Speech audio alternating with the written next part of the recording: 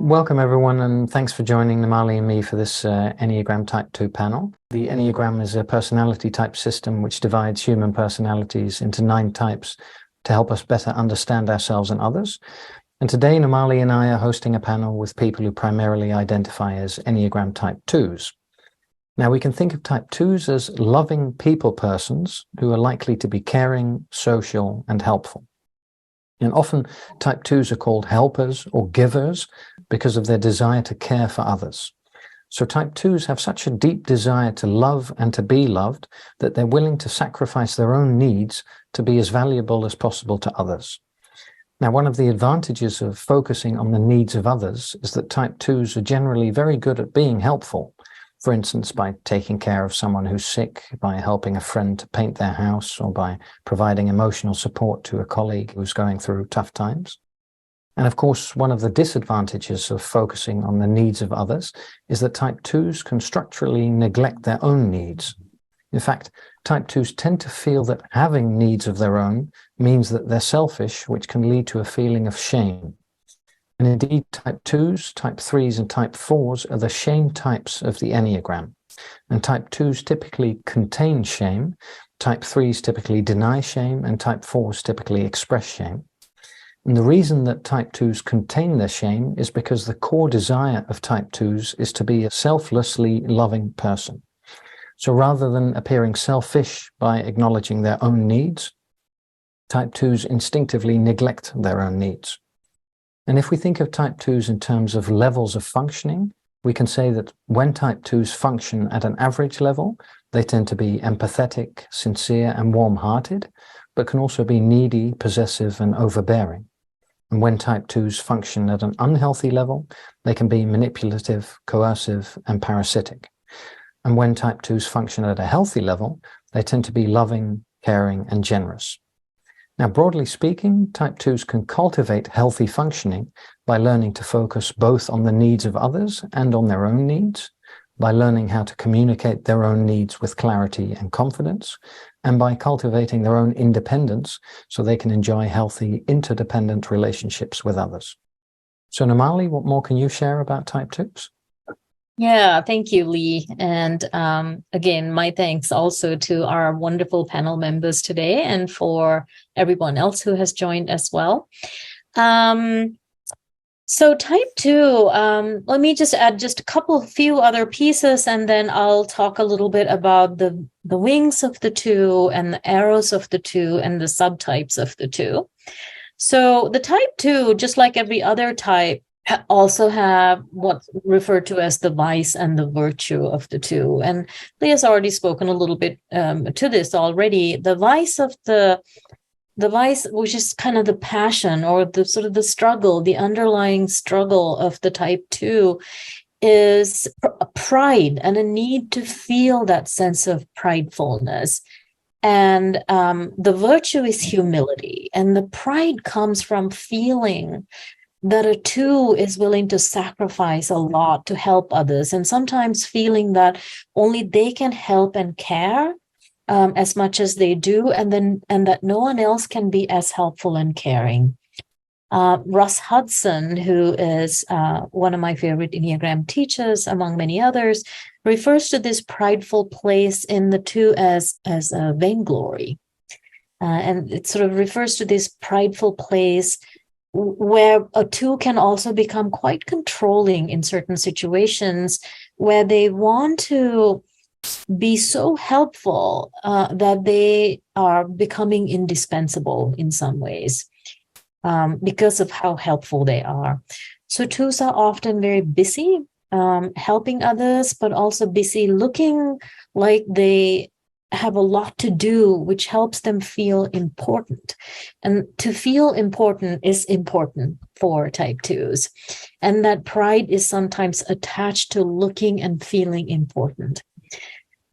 So the work of a Type 2 in some ways is to move towards that virtue of humility, which sort of involves loosening that grip a little bit so that we're becoming more revealing of our own limitations, that in fact, we can't really help everyone, and perhaps even the realization that others may not actually need my help so much.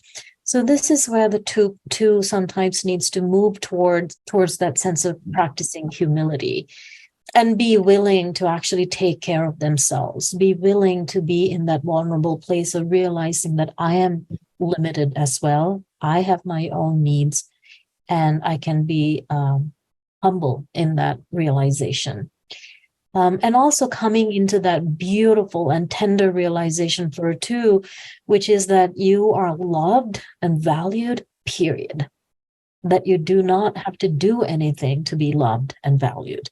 And all of this is tied into the basic fear of the type 2 of being wanted, to feel loved, and the basic fear for the type 2 of being not wanted, fearing that they're not wanted and fearing that they're unworthy of being loved and cared for.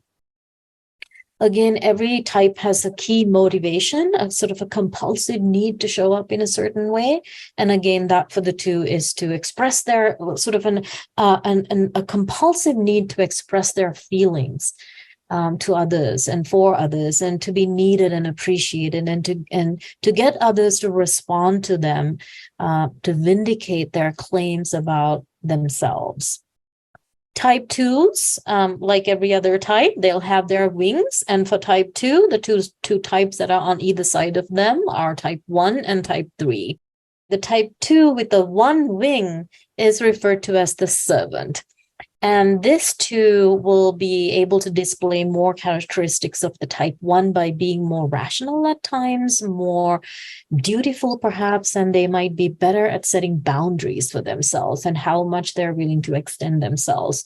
They'll bring a little bit more discipline into that. And they're perhaps less caring of what others may feel about them when they are in that space of needing to help and give. The Enneagram 2 with the 3 wing is often referred to as the host or the hostess.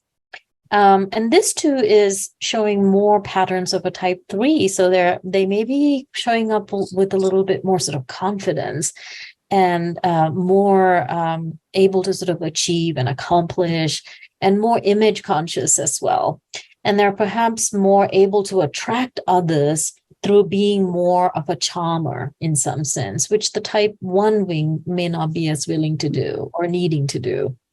And as we know, each Enneagram type has 2 arrows that are connected to their type. And when we think of arrows, we want to start where we are typically at an average level of behavior and being in the world. And so from that place, how do we elevate or enhance our way of being in a healthy direction? And then how do we also sometimes exhibit unhealthier ways of being where we're sort of said to be disintegrating in Enneagram language? So for the average 2, that is often about wanting to help and being seen as a helper and a giver, and often hiding their own needs when moving in the direction of disintegration, or when a 2 is having a particularly difficult day. 2s are actually trying really hard to gain that love and connection for themselves. So they might really overdo their loving and caring, which can feel very manipulative to some. And so when they feel that they're doing so much for others, but others aren't really reciprocating that care, then they can become angry and aggressive and overpowering. And that can make them look like an unhealthy version of a type 8. In the other direction of health and integration, when a type 2 is having a good day and they're feeling more whole, the tendency in a 2 to be self-denying and prideful becomes more about being much more self-aware and realistic about what their needs are, and much more emotionally authentic and attuned, like a healthy version of a type 4. That tends to be more honest about their feelings and their needs, and they might actually choose to engage in activities that bring them joy, rather than being overly concerned about how others think and feel about them. And the subtypes, and as we've as we know, the subtypes are really about how we instinctively defend ourselves to gain what we need to survive. So these are behaviors that started when we were little people. And this is especially with talking about Enneagram, I always say this with each panel is it's hard to hear sometimes, especially what we do in our subtypes. So just to always, as the audience members and as panel members, is just to hear this with a lot of love and compassion towards yourself and to our fellow human journeyers, because the Enneagram can sometimes be giving so much truth and honesty sometimes that we have to also bring a little humor and compassion and a little bit of salt. How do you say it? With a pinch of salt. So the self-preserving type 2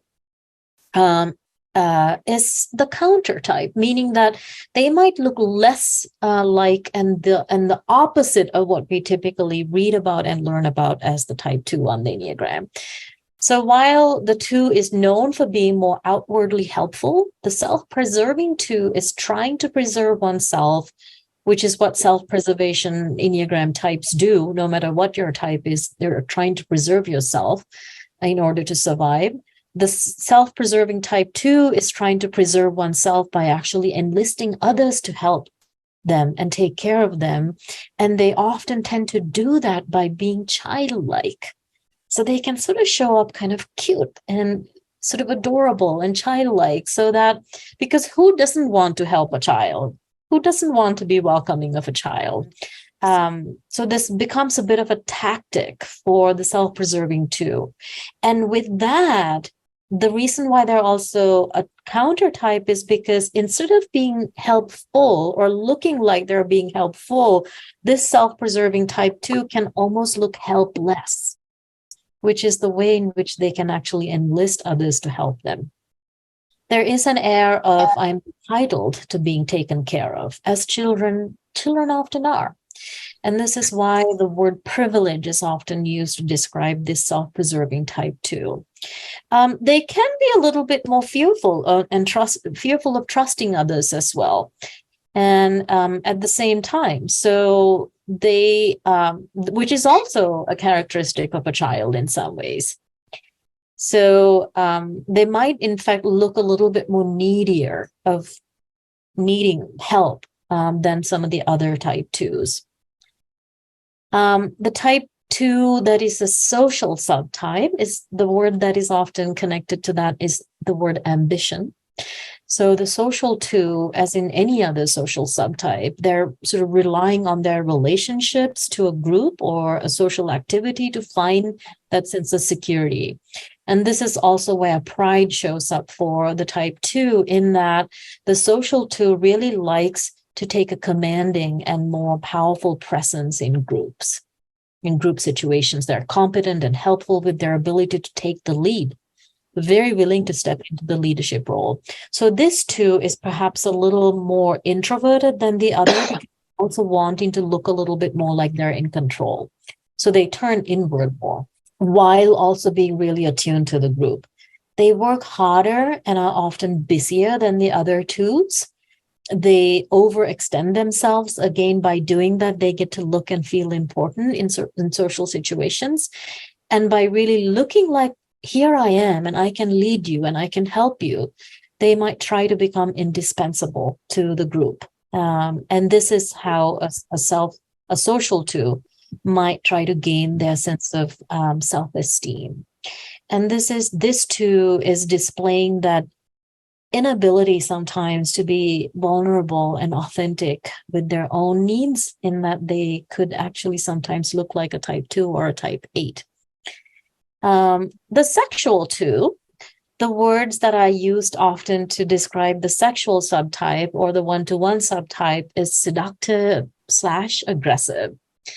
So as with all sexual or one-to-one subtypes of all Enneagram types, for type 2s that are sexual, the chemistry and that special bond is really important in relationships. Sexual twos love to charm their way in and into relationships, and they work really hard to attract someone who will then in turn become the one to take care of them and love them without really needing to ask for it. That sense of I'm the one who can love you the most and no one else can love you as much as I can becomes the way in which that special bond is nurtured by the sexual type 2. They can really pour into the relationship a lot of devotion as a way of convincing others of how important I am to you.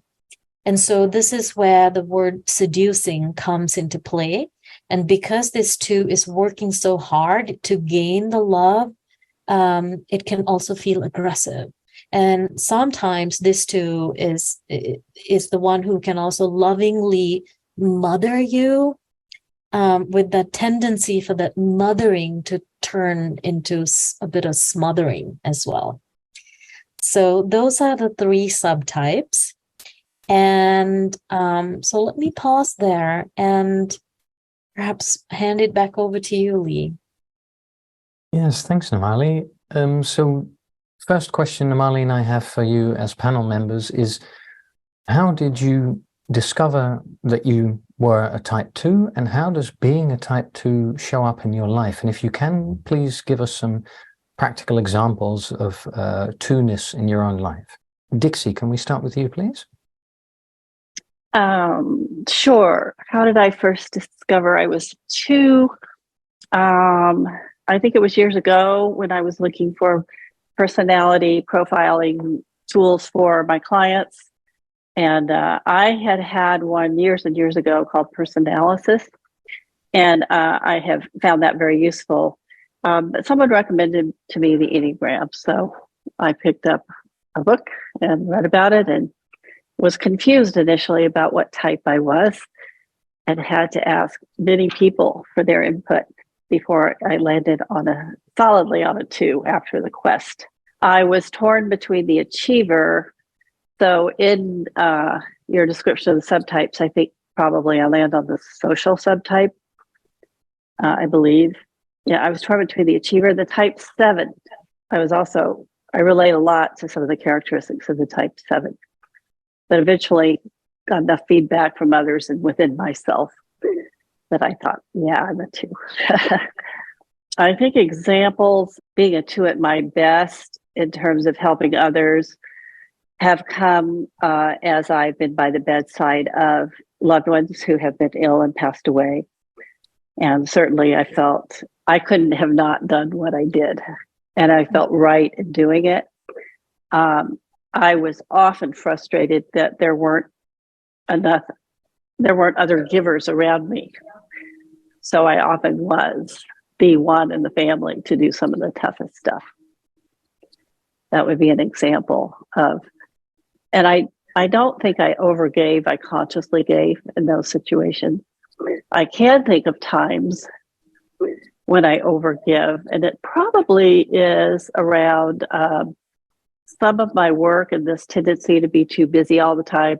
I definitely feel like and this is something I've been working on this year, drawing boundaries for myself, taking more care of myself, getting real with myself about my ego, the false ego. So especially in work environments, I've been trying to pull back the unhealthy part of me in relationship to them. Yes, thanks, Dixie. And it's indeed good to emphasize the positive nature of type 2s, is that they are able to stretch themselves extremely to care for others. And in some situations, that is highly appropriate. So I can imagine that the people you've cared for were very grateful for the care that you provided. Thank you. Thanks. And going alphabetically, Nancy, can we ask you the same question? How you discovered you were 2 and how it shows up in your life? Thank you, Lee. I came into the Enneagram about 30 years ago, and I was seeking a parenting tool. My marriage was kind of falling apart and my kids were teenagers. I first took a test. I I wasn't very aware of myself. As I look back, I took a test. Like Dixie, I tested out as a 7 and a 2. When for the positive outlook, and when I looked at the descriptions, I thought 7 sounded much better than 2. And but I don't recommend the test at all. I think learning the Enneagram, doing panels, learning about each type is how I found my 2-ness, because the 7's journey was pretty easy. It was like, oh yeah, I can overcome this fixation, this passion. But when I looked at the 2, I remember in one panel, I wasn't on the panel, I was in the audience, and they were talking about princess parking. And I just turned I just was like, oh my God, somebody knows this thought in my head. And it's a little bit, I think, like the entitlement that Naomi was speaking of earlier. I want everybody to have the best parking spot, but there's one that's waiting for me. So I'll always check up front. But an example of the 2 for me is as I came to be honest about myself, that little 3 influence, I could see both my challenges and my gifts. People have always said they feel very comfortable talking to me. I've always had people oddly like come up and share really deep, I see Dixie shaking her head, really deep and personal information. It's almost like I have this energy around me that says she's safe and you can talk to her. I've always seen the potential in people, the good in people. I've always been told that. I always see that in myself. And on the flip side, the curse in that is sometimes I have seen the potential in people that they don't want to own in themselves. And it can be a very codependent situation, which was my first marriage. I was married to a person who still chooses to be an alcoholic. He's functioning. But anyway, I had that pride that you were talking about, where I thought if he, married me and was with me, I could say, the savior complex. So that's an unhealthy presentation. That's all I'll say for now. Yes, that's perfect, Nancy. And you said something very interesting that we actually haven't yet touched upon, and that is that one of the ways to find your type within the Enneagram personality type system is to locate which challenge would be the most difficult for you to overcome. So in other words, identifying your type by identifying your darkest shadow. So I think that's a very interesting perspective. And also I would say that one of the talents for type 2s is to be able to create a field of unconditional positive regard, as the psychologist Carl Rogers would say, where people can feel completely welcome. So it doesn't surprise me that people would share deep challenges and personal information with you, because if you create that space, it can be very easy for people to lay out their interiors so they can then take them back after they've analyzed their interior within the space that you create. So people feel the empathy of the 2. And like Dixie said, she could be with people that are dying. I'm good with people that are dying, people that are living, the full spectrum. And I can sit with them with empathy. Yeah. I think, and perhaps we'll hear later also from you, Dixie, but it sounds like that might also be something that is highly useful in the work that you do. Yes, it is. Wonderful. So, Shabnam, moving on to you, how did you discover that you're a type 2, and how does being a type 2 show up in your life?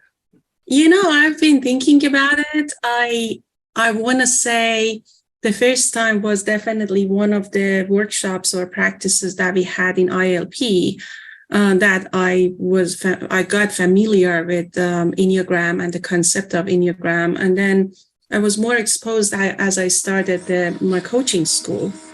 I definitely took the test twice, and both times it came out 2. And then I was very eager to learn about it. The very first thing was like, because I didn't know much about Enneagram when I took the test, I was like, oh, yay, I'm the helper. That pride came up, as if like helper is a good thing and the other ones are not as good. That was definitely my first perception. And then as I started reading more about it, I was like, oh my goodness, yes, I have been in my own way manipulative, trying to pour kindness or help, not even offering, like helping people, especially people in my life, that they didn't need it. Or one thing that I know I've done a lot was flattering, or, just trying to kind of like put the other person on the pedestal. But because it was kind of like that agenda behind it, which I wasn't aware, that I want you to know how loving I am. It's not about you being up there. It's about me, how loving I am. It's kind of like the reverse. Those were things that I started learning, and they were like mind-blowing, definitely really helpful for my growth. That then I started seeing the reactions and my resentments. For example, I remember I was very little. We were in a cul-de-sac, and all the kids were playing. I don't know what time of it was, kind of like sunset. But anyway, one of those older neighbors came out. Apparently, I wasn't playing, actually. I was standing on the corner, and mostly the boys were playing, especially in Iran. Boys were playing at one age. They were all playing, and they were very loud. So this older neighbor came out and started shouting at everyone. And I went and I apologized, and I was like, I'm so sorry we did that, because I wanted to be accepted by everybody, although I wasn't the one who was playing or making the noise. I mean, fast forward later, I know now that I go back to the beginning of my relationship with my stepdaughter about 15 years ago, I was trying hard to give her a lot of compliments, and it wasn't going anywhere. And I was like, but I'm doing everything I can. Why doesn't she accept me? And now I understand that, first of all, it was like different personalities, but also sometimes compliments aren't really, are empty. Sometimes they are not really supportive, or sometimes people don't even need it. But I've been always looking for something, like I agree that I try to see the good in people, but I also try to bring it out, and sometimes it just doesn't land well. So it's been very, very helpful to me to see and being able to reflect on it. And there are points that now I can even self-observe, like I'm doing work and I have my reports ready. I'm sending it to the person who is supposed to submit it to the customer. And then I'm like, please, thank you so much. I appreciate, I just squeeze myself and I feel exhausted. And I'm like, oh, wait a minute, you don't even have to work that hard, because now it's your job and it's his job. So he's also doing, it's good to be polite, but you don't have to squeeze yourself. I feel exhausted afterwards. So I definitely see a lot more now. That's a beautiful story, Shabnam. And I would say, in the example you give of the flattery, the integration from type 2 to type 4 is apparent in the sense that my perspective is that if you give an authentic compliment, then you do it based on an experience of an emotion that you experience towards somebody. For instance, you're awestruck, or you're something happens because somebody does something within your own subjective experience, and then you express it. And indeed, what I think you're describing with the flattery of type 2s is that they can sometimes mimic the behavior of giving an authentic compliment, but there's no real emotion of being touched or being impressed behind it. So it feels somewhat hollow to the receiver. Yes, So, exactly. but it's beautiful that you've been able to use this personality type system as an instrument to look at those parts of yourself which are actually quite hidden, because they're hidden behind a mantle of loving and compassion, which on the surface looks as if there could be nothing wrong with it. So it's useful to use these personality type theories to look in places that we can't directly see ourselves. So thanks for sharing. Thank you. Beautiful.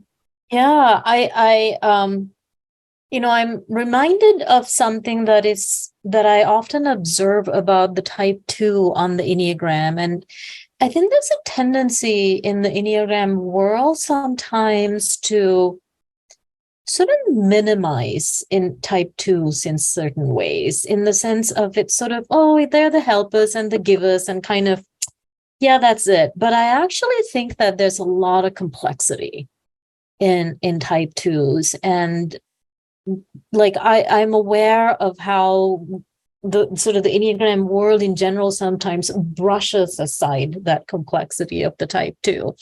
So I'd love to hear a little bit more from each of you. And we've already heard a little bit of the sort of the gifts and the struggles of the type 2 in many ways.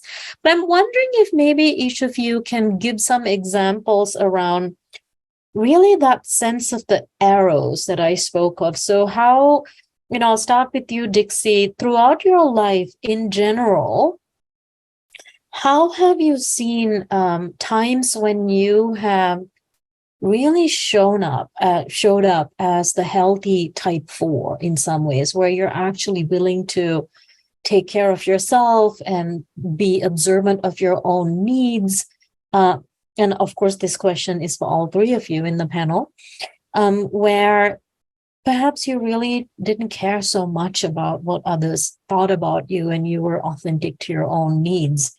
And similarly, how did you have occasions when, just like Enneagram 8s, I tend to sometimes think of Enneagram 2s also as like mama bears, like they're very protective and the bear will come out when it needs to. For the type 2, that move towards the type 8 is the unhealthier way of an 8 would show up. So to each of you, and then to come back to Dixie to start off, how do you see the arrows showing up in your life, Dixie? The one I most relate to is the 8. And in my household, if I'm coming up on a big project and I'm really focused, it's like, oh, she's got her game face on, like, don't go near her. But I get very driven to, I get very directive with people I normally, like my husband, like, I need this, this, and this. I can be overbearing with people I'm close to. And I remember when I was running a company years ago, I was very new at it.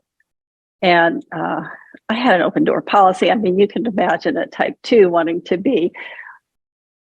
I was young as a leader, all the things we've talked about that may not be the best side of ourselves. So when I had a 360, I asked for a 360 to be done on myself. And it comes back, and a lot of the comments were along the lines of, we don't know which Dixie is going to walk in the door. And I was so shocked. I'd never had any of these personality profiles. So I called the team together and I said, I really appreciate the feedback and help me understand. And they said, Dixie, do you know, you've got your open door. You can walk down the hallways and you can just be happy and connective and, very easy to be with. And then some days you walk in and you won't even look up. You're like in the beeline, and suddenly you're very directive with us. And so that was my first wake up call, to be more self-aware of how I shift from one place to another. Now I know it's one place to another on the Enneagram. I've learned to recognize that pretty quickly now. And sometimes it's actually useful, not the unhealthy 8, but the healthy 8. Sometimes that serves me very well as a giver, I would say, particularly at work. Yeah. The type 4 has been more difficult for me to relate to. I just finished a retreat with a friend of mine who's a type 4. And I feel like at this retreat, she was in an unhealthy place. I don't know if I have this right, help me out, where she was particularly focused on her own needs and it didn't feel balanced. And I was aware that my giver self wanted to give, and I was aware that this was supposed to be a two-way retreat. So I did speak up, and it was well received, and that was good for me to do that. I don't know if that's a good example or not of the shift to that wing, or to that, that arrow. Yeah. I'm hearing you sort of becoming more sort of authentic in the sense of voicing what's really true for you, rather than sort of like serving it up in some sense or going with the flow. Right. Yeah. Right. Good, It was uncomfortable. Yeah. Yes. The movement in the direction of integration, there's always a little bit of discomfort there. It just feels like I'm having to let go a part of me in order to show up in a different way. So true. Yeah. So I'm going to go to Nancy, and because Nancy does have to leave in a bit, I think I'll go with asking 2 questions, Nancy. And Lee, I hope that's okay. I think we'll sort of adjust a little bit. So Shabnam, I might make you wait a little bit. So Nancy, how have you observed, or even more consciously practiced, that move towards the type 4, which is important for type 2 when they're moving in the direction of integration? And how have you noticed that sort of somewhat unconscious spiraling down into the unhealthy version of the type 8? How have you noticed that? This has been life-changing for me, what you're describing. And it happens for me in the opposite direction. So, it happens first, I need to notice the 8. So what I notice is when I am in most fear. So when the fear of disconnection or the fear around image, what I notice is my voice will raise and I will get more intense. The moving to the intensity at 8. And in my years of practice, what I noticed is until I do the work at 8 to notice the truth of the situation. So the awakened 8 is got essential truth there. So I have to recognize in myself, what is the story I'm telling myself? So as a 2, I'm an emotional reactor. I'm not connected to my high mind. I'm disconnected. I don't have a connection aligned to the high, to the head center in the awakened state. And so I have to consciously use that connection at 8, moving to 5 on the lines, but to ask myself, what is the story that I'm telling myself? Are they really disconnecting? Am I really in a threat situation? And then from there, when I'm getting rational thought, I can move to the 4 and have that self-awareness, that self-realization. I can say, wow, I'm not taking care of myself. I'm not taking care of my needs. And a real life situation is I'm married to a type 3. And when I get loud, when I'm getting more intense, I'm triggering his own stuff, his triggers, and I'm creating a disconnection. So when I get truthful, this approach that I'm using to be loud and aggressive to try and get the connection is actually pushing the connection away. Mm. So I can use that self-awareness at 4. I can go, what am I doing? Is what I'm doing getting what I'm wanting? And it almost is, it's almost funny. It's almost funny. And especially because him and I are both image types. So any argument, anything, when you peel away all the outer stuff, it's always about a threat of image, his or mine, and always both. So that's how I see the movement around. And Russ talks about it as the missing piece. Sandra Matry talks about it as the soul child. Doing the, I can see myself at 8. I can see myself getting intense. I can see myself getting loud. I can see myself desperately trying to control the situation. But it's from an aggressive stance, which is counter to who I am. That's not who I want to be. I want to show up with sweetness and kindness and gentleness and humility. But I can't get to humility until I admit how I am being, till I get out of the emotional reactivity. Beautiful, Nancy. And then, this is a question we typically ask later, but I'm going to just ask you because you need to get going. We always get into trouble. We're human and our relationships aren't always well aligned. And a lot of us with our different sort of personality types, we misunderstand each other. So for you, Nancy, if you could ask of the rest of us to be more understanding, to be more seeing and knowing of you, more honoring of your two-ness, what would you ask for? How can we be more honoring of you as a type 2?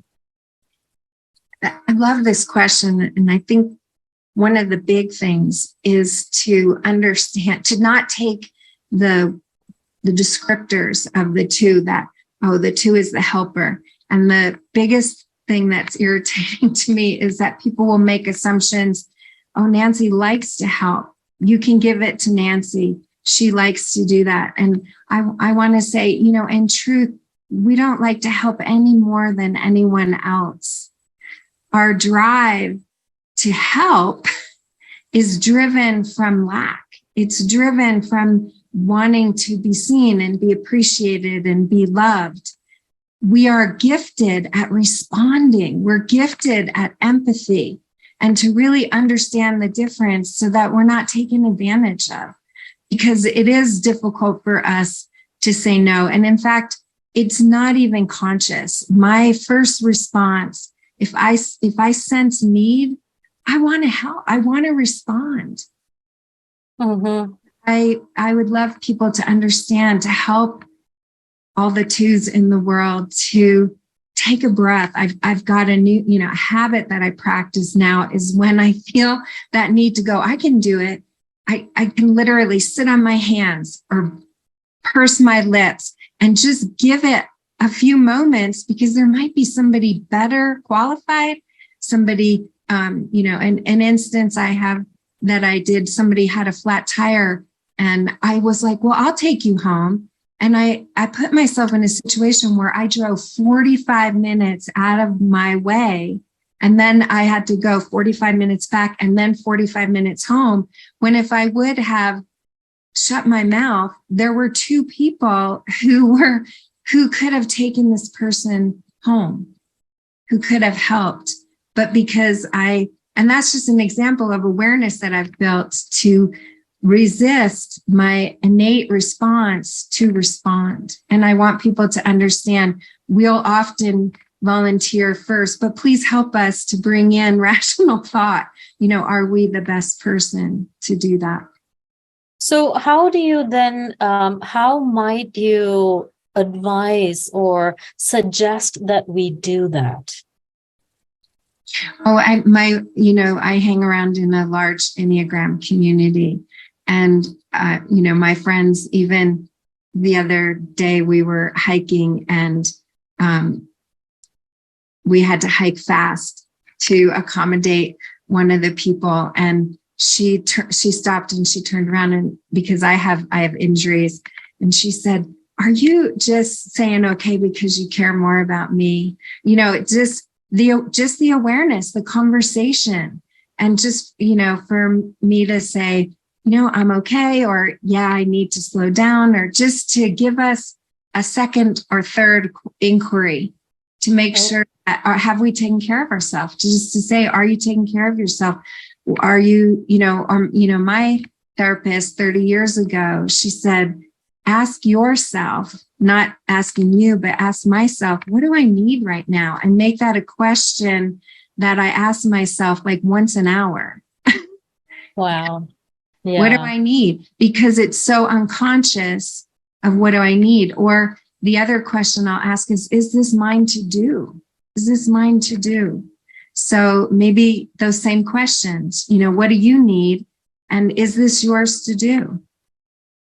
Beautiful. So what I'm hearing is then with you, or with twos in general, I think in some ways we can be a little bit fearless in sort of offering space for a two to really attend to their needs. Is to really be even sort of remind and reflect back to them in this moment, what is your need? Is to be kind of fearless in asking that question of a two. Yeah. And we're kind of transparent in that when we're taking on too much, when we're overwhelmed, we can fall into express, the pride can come out, where we'll be like, are you noticing all that I'm doing? Or we'll talk about, oh, I'm doing all this. That's a sign that the two has forgotten themselves, that can say no. And maybe just reminding us it's okay to say no,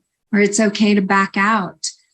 Twos, I will, if I say yes, it's very hard for me to change it to a no. And it's nice to have permission from others to go, if you're overwhelmed, it's okay. You can say no, you can back out. And that's something I've given myself doing the work for so long, but it's so nice to hear it from others, to have a gracious out. Beautiful. So one last super quick question, Nancy. We've been providing a very short Rumi quote for each type. And for you, we got this from Ginger Lapid Bogda's website. And the Rumi excerpt for type 2 is, love yourself completely. Return to the root of your own soul. Does that ring a bell for you? What does that mean to you? And Ginger is a fellow type 2, but it is that what my wonderful therapist told me when I first came into the Enneagram, and it's asking yourself, what do I need? Loving myself enough that I'll give myself self-care, loving myself enough that it's okay to say no, loving myself enough that I will disconnect from unhealthy relationships, loving myself enough that I'll see when I'm an enabler, loving myself enough to show up healthy, awake, and aware. Mm-hmm. Wonderful. Well, thank you so much, Nancy. Thank you. This was a very last minute that we were able to finally pull the twos together, and you showed up. Thank you so much, Nancy. And we'll say goodbye to you at this time, and we'll continue with the others in the panel. Thank you all. Thank you. Bye-bye. Bye-bye, Nancy. Yeah. So before moving on to Shabnam, I think I'll ask you the same question, Dixie, because you also may need to pop out. So let me, do you know, Okay, go ahead. Do you know if you need to go, or can you? I won't know till I hear the car carrying our grandson. Yeah, so then I'll ask just in case you suddenly do need to pop out. And so Shabnam, once again, sorry to keep you waiting, but we'll spend all the time with you with the same questions as well.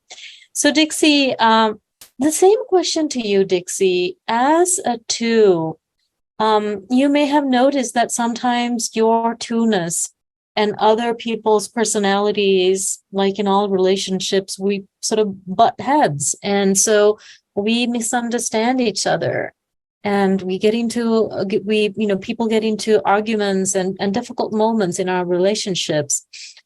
When you are showing up as a two, how do you wish for people to be more understanding of you as a two? How can we be more seeing and honoring of you as a two? If you could ask for something, what would you say? I wish you would.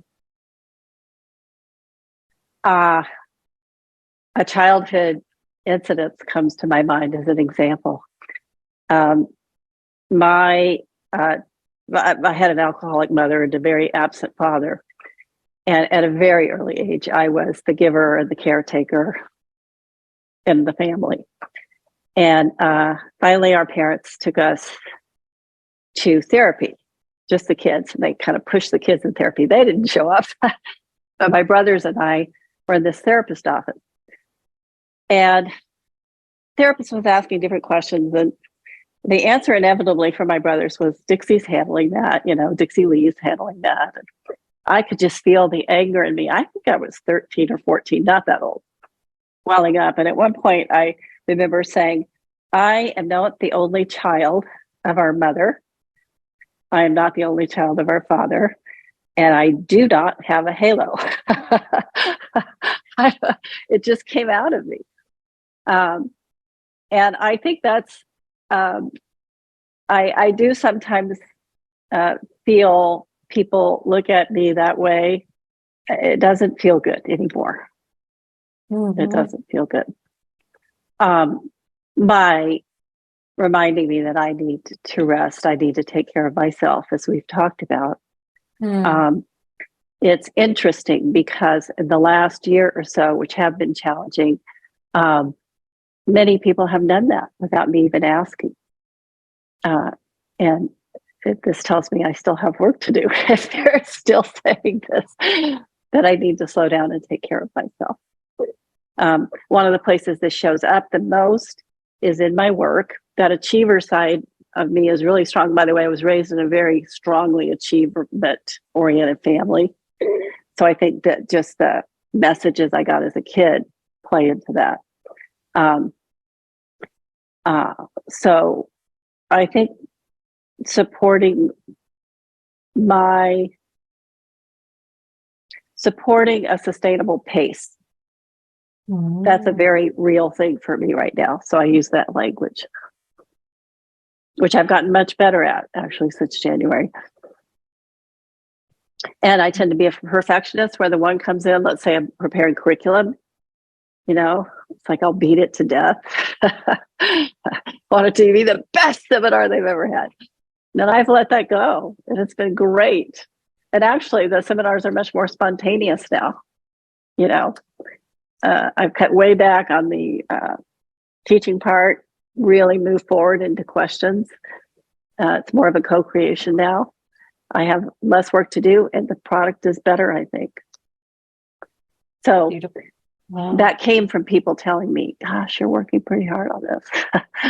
Maybe you don't need to put in 10 hours today. So like Nancy, I think from you also what I'm hearing is in some ways, the way that we can be more honoring of your two-ness is really just offering those reminders of, are you attending to your own needs, such as rest and being more sustainable and pacing. Mm-hmm. Mm-hmm. Mm-hmm. Mm-hmm. I have a question for you both on this.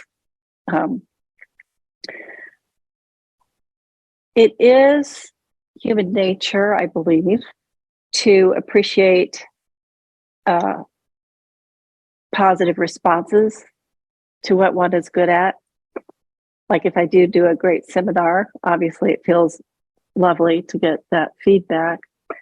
At what point is that still pride? Is that still an unhealthy, like where's the boundary there? And sometimes I've led not so great workshops. I'm just using workshops as an example of many things in my life, but and really learned to be okay with that over the years, and learn from it. Actually, I'm very okay with it. I'm sorry if it wasn't the best workshop for clients, but we all fail, and being able to use that as a learning experience rather as a beat me up thing. I have grown more in that area. I still have work to do there.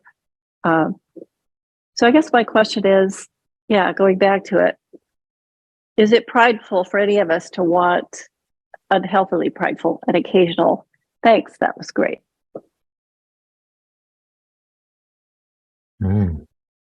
That's a really good question, Dixie. I would say that it depends on whether our self-esteem and self-worth is dependent on the answer or on the gesture.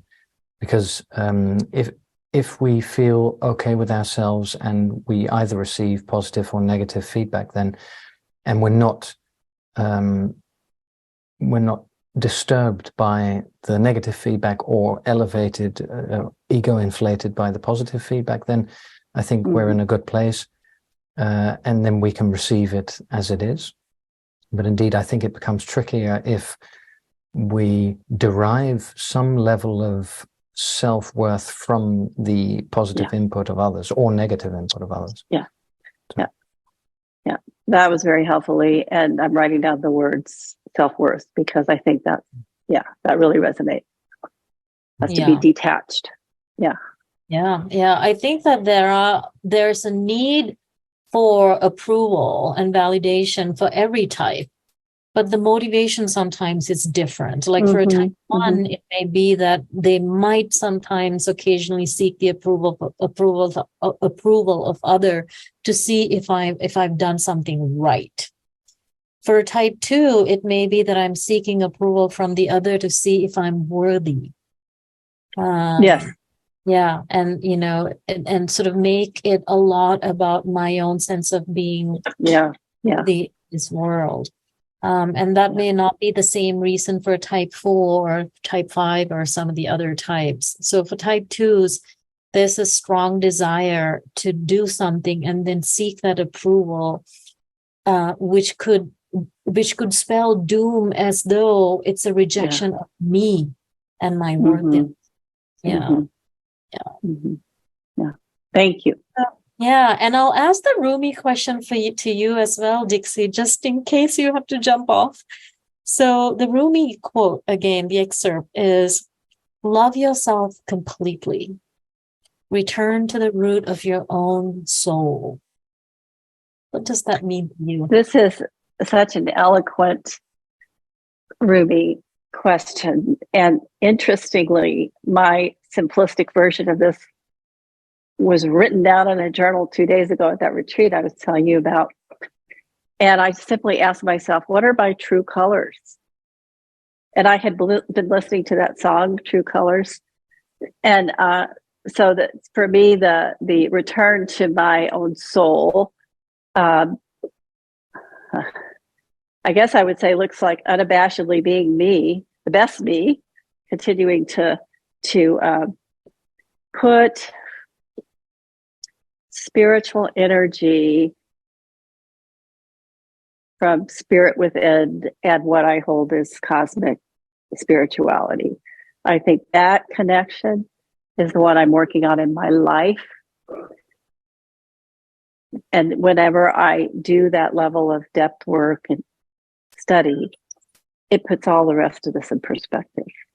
The bad workshop. So I would just say that kind of meditation, that kind of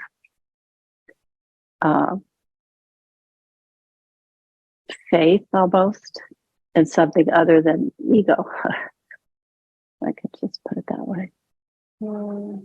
Beautiful. Thank you so much, Dixie. So hang out with us until you can. I will. Thank you. We'll move on to Shabnam. Shabnam, so same questions to you, and we'll ask the questions in a row. So the first one that we posted, Nancy and Dixie, the first question was, how do you notice that disintegration to 8, where you may be going into a sort of it's hard for the rest of us sometimes to see the 2 actually sometimes going into that aggressive space of the unhealthy 8. So how do you see that? What sort of triggers that? And then also, how do you sometimes more consciously or even unconsciously even move to the healthier side of the 4? When I think about that unhealthy part of 8 or aggressiveness, it might be very covert the way that I can bring it up in the form of manipulation. So what I remember, like the first memory comes to my mind is, especially in my second marriage, I wasn't accepted as a divorced woman who had a child to the person who I wanted to was in relationship with and I wanted to get married to. So I was kind of like trying to understand him in any way that I could. And I was trying to plan every day to kind of like make sure that he doesn't go with anybody else. And he did. Actually, he managed to do it despite my controlling way. So, and then of course I would get very frustrated with that. And then we would get to argument. That's how I can see myself that, like when I'm not accepted, for who I am, like if a person doesn't accept parts of me, then I fall in that kind of like not people. It is part of people pleasing, but it's also the way that like, look, I'm understanding you in any way that I can. I'm just trying to be with you all the time. I'm just trying to do anything I can. Why don't you do the same for me? Why don't you accept me for who I am? Which never works. It's a lot less now because I have the awareness, and that was a very awakening experience for me, going through it for 4 or 5 years in my life. But it was definitely me in my own covert way being aggressive, in my own covert way being controlling or manipulative. I didn't even know the concept of not being like that until I was in a healthy relationship, and I kind of like got tired of, I have to do everything. I have to do so much in order for people to accept me, because a lot of things that I wanted to do, that I was doing, that I weren't accepted by the culture that I was living in. But the immigration helped me to kind of like, okay, I can get out of that culture. I can stay away from that culture and create my own culture. So that happened over the past 20 years, but it helped me to resize a lot of relationships, basically allow myself to not be with people or not spend time with people who I just feel like I don't want to. It's like taking away myself from certain relationships and resizing other relationships, having boundaries. And, even with people who I have healthy relationship, there are days that even before my husband comes home, I say, I'm not in a good mood today, or I can bring a little bit humor, like, I'm a cranky Shabnam, or, just little silly things, but we communicate with that, with each other. And he is very appreciative that I say it, that like, if I'm silent, if I'm quiet, if I'm, distracted, it's not about you. It's me just being in my own universe, feeling my own feelings. And and then that brings up opportunities to talk about it. I even have developed, my daughter and I have developed that together. And obviously the friends that I have now, including yourself, I'm able to say that. I'm able to kind of like, I'm here, I'm enjoying my time, but I'm also having these other thoughts here, or maybe like, no, today is not the day that I can actually talk to you about this or that. So that I think is very more recent, but I see that I practice it a lot more. However, with people who I feel safe. If people who I don't know much or people who I don't feel safe with, I tend to hide. I tend to stay away. I'm still learning like how to deal with people who are a level of like acquaintances or co-workers to kind of like be more myself. But that's like a never-ending path, I think. Beautiful. Thank you for sharing, Shabnam. How about the other question that I asked about, like I explained to Dixie and Nancy also, we can get in trouble because of our personality.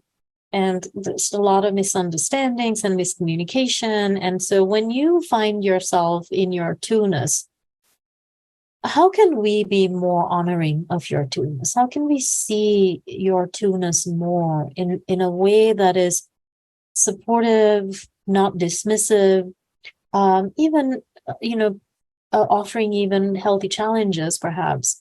How can we really honor you in your two-ness? Thank you. This is a new question to me. I never thought of it in a way that like I can expect others, but as part of my two-ness, I was like, I shouldn't expect others to do that. But now that we are talking about, I just feel like, yeah, actually people around me say that like, oh, you can go sit down. You can, are you sure you want to do this? Like my daughter would remind me, no, Mom, you don't have to do it today, or you don't have to do this for me today. Or my husband's like, well, that's okay. We can do the dishes tomorrow if you feel not doing it, or, like I want to put all of it in myself. So I appreciate that. I really appreciate and I accept it in a way that I wouldn't feel, I couldn't accept it before. But at the same time, I still feel like or believe that it's me who is, and my behavior, which comes from my mindset, that is giving the message to people around me that, like I'm hoping I learn more to be myself so people can see my healthy boundaries. And then it's on me, like the example of strangers, it's on me to be able to maintain my healthy boundaries. But at the same time, I really have this big desire to be seen as a reliable person, to be seen as, I still like really enjoy when my daughter's friends call me Mama Shabnam because it's something dear to me. I do like to be that supporter, but I'm also learning to support or to be there when they ask for it. So like, actually, one of my daughter's friends messaged me a few weeks ago and wanted to talk to me. And I was like, yeah, of course, let me know how it works. And then she didn't message me again. And if it was a couple of years ago, I would message back like, how are you doing? How is everything going? But then this time I was like, I allow her to do it on her own. So I just sent a little heart after a few days. So I want to be seen as a reliable and supportive person, because that's what that empathy that I can offer. It's really, it has become a joy rather than the pride for me. But at the same time, I would like people to respect the boundaries that I set, but I also have to learn, I think, how to maintain them when people cross it. Nice. So I think it's nice that you're bringing up the whole topic of boundaries. And I think something that that is important in sort of as we learn about the Enneagram is that in some ways we sort of perpetuate or we encourage the bad behaviors of certain other types.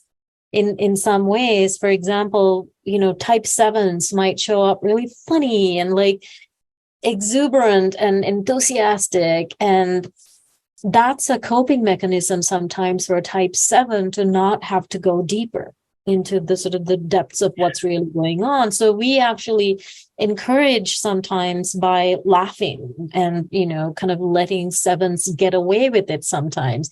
And similarly, I think the rest of us can learn to set our own boundaries around 2s, so that 2s we're not encouraging the 2 to continuously be the giver or the helper or the rescuer or the hero in some ways. Like in the drama triangle, we learn about the rescuer role, and the 2 is often in that role. And so, yeah, I mean, we can all practice better boundaries. And in some ways, the rest of us can honor a 2 by not encouraging them to go to that place of wanting to rescue or give. Yeah. You have to jump off this, Dixie. Yeah. Thank you so much, Dixie. We'll see you another time. Bye, Dixie. Thanks. Bye.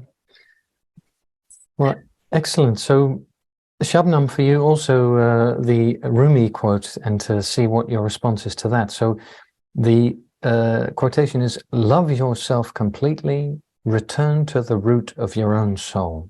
So what does that mean for you? The first thing comes to my mind is that radical acceptance that Tara Brach talks about. I highly respect her. I've learned so much from her, and that book is just really amazing. I learned a lot from that book. That radical acceptance, and what I mean is by accepting myself and accepting others. It's kind of like when I remind myself to accept myself and others and trust life, so I don't have to work hard to be loved. I don't have to work extra to be accepted, or I don't have to fit in. Kind of like a relief that, like, oh yeah, life is not that hard. I can be myself. And then I want other people, I badly want other people also to accept that. But then that's like the double-edged sword, that I have to remind myself that it's a desire for me, but I can't change others, or I can't expect others to want to change. It's, everybody changes in their own way. But what really reminds me of like that wholeness that comes in this poem is the fascination of the whole Enneagram, that I see not only my 2ness, I also see my other dimensions of being. Like I was actually going through the book of the Wisdom of Enneagram yesterday, and I was like, oh, wow, now I see my 6ness in me. Now I see my 9ness in me. And we all have it all, but of course, one is like the dominant. But that's the wholeness that I like to see deeper, and I like to understand deeper. That it's not just my 2ness. I want to see not only in me. I want to see all of that in other people too. But like you mentioned, it's very complex. But that would be something I really like to try to understand more. That's lovely, Shabnam. And in the heart story that you told, where you sent one of your daughter's friends a heart emoji, I think that's a very good example of what you're describing, is that you accept yourself, and then you can see within yourself that you have a tendency towards keeping people in your empathy and intention, and then to avoid using that in a less constructive way, and then to use it in a constructive way. With the heart emoji, for me, that tells me that you're signaling to her that you're thinking of her and you have affection towards her, but you're not using it to your own benefit. You're just basically communicating that that she's supported by you.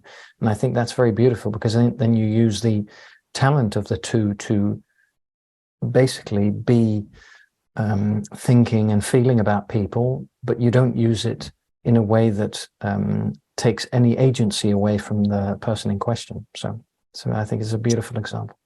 Thank you. I think one of the very best things that I did to myself, or one of the best gifts that I gave myself to my life, was going to coaching school and becoming a coach, because that's really me. I can really feel, that's a very deep part of my identity that I'm very comfortable in. I feel like very comfortable in my own skin when I'm doing that, when I'm that connected with people, with the boundaries that the life coaching brings in. Yeah, it's beautiful. That's indeed, the boundaries are part of why it works. So it's, I think, a fortification of your own boundaries enable you to be a much better version of yourself, and therefore also to help others while doing that. So it's a two-way process, I think. Yeah, exactly. Beautiful. So any questions from people for Shabnam, who is, of course, the only remaining Enneagram Type 2 panel member?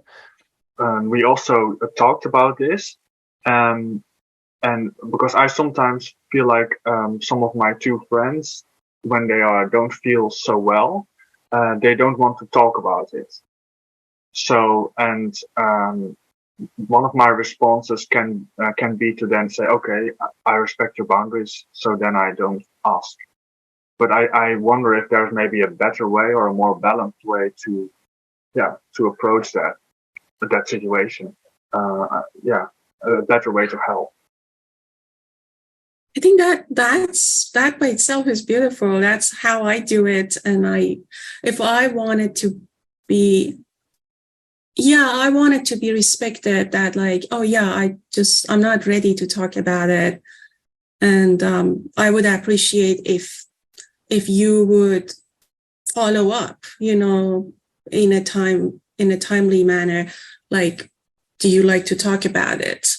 But at the moment I wasn't able. Thank you. Yeah, thank you. I'm curious with Levi's question being sort of when some twos are choosing not to speak, is that also because of their vulnerability around having to speak means I'm going to have to share my needs or speak to my needs? Is there something around your own needs that you're avoiding stating?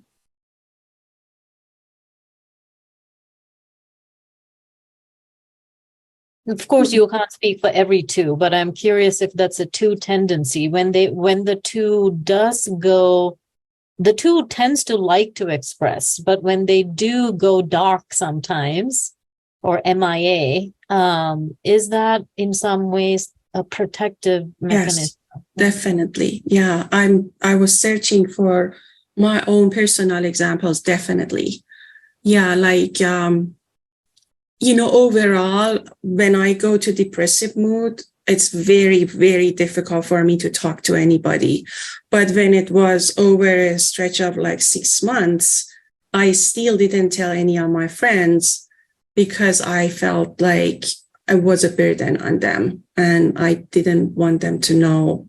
So if someone reached out to me, I just answered in a way that I didn't have to explain it. Yeah, because I felt I don't want to add the burden on them. Yes.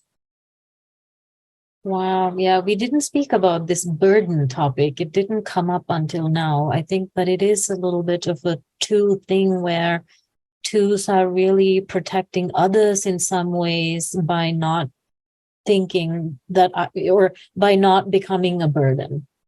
Yeah. Yeah, that's a tough place to be in. I'm curious, Shabnam, is if there's anything else that's coming up for you that is related to your two-ness that you haven't shared yet, but would like for us to know. Thank you. I think it's just so, it hurt when I was learning about respecting others' boundaries by not being helpful. I was offering, and some people were like, thank you so much. It definitely hurt when it was happening. But now that I see back, I'm like, and every time that I offered help, in one case, like with a friend, that really hurt over time. At the same time, every time that I offered help, like, oh, I'm sick with kids, and I'm like, oh my God, can I make soup and bring it? And that's like an hour drive away. And then she was like, no, we got it. Thank you. And I was like, oh, I'm glad she didn't need help. That inauthenticity was in me. And over time, I learned not to jump over. And she was very actually considerate about, no, thank you. We got it. We can order. We can there are other ways. But now that I go back and I see like it was actually what was hurting at the time was she being considerate and not that directly, but indirectly telling me, no, you don't have to go out of your way. You need to trust me that I can handle my life. That was like another thing that I think recently, within past few years, happened, and it was an interesting experience for me. Thank you so much. This has really been a terrific panel. And Shabnam, your talk about boundaries has been very enlightening to me. And I'm thinking about my next door neighbor, who is, I'm quite sure, a two. And we've been neighbors for many, many, many, many years. I'm not that good typically at setting boundaries, but I realized in this relationship very, very quickly that if I didn't set very clear boundaries, that this person would be in my home all the time. And it was a really hard thing to do. And yet I realized that it actually became the basis of an excellent and very dear friendship to me. She's so important in my life, and I believe I'm very important in hers. And there is sort of this mutual reliance that we have. And what's interesting is that she has never stopped offering. She has never stopped offering, but she's become a lot better at accepting my no's, not this time, and not, and so it's interesting to hear you speak about it, because I can really see how just that mutual, that boundary setting, I think for me had a bad rap for a long time. Like I thought that there was something, the only side that I could see of it was its protective nature, and when I think I first set them with her, I set them in a protective way. And yet the outcome has been completely mutually beneficial. Exactly. Yeah.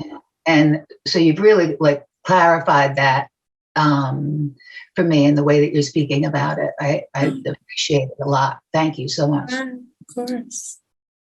Yeah, that's wonderful, Phyllis. So thank you very much. And Shabnam, many thanks to you and many thanks to everyone else.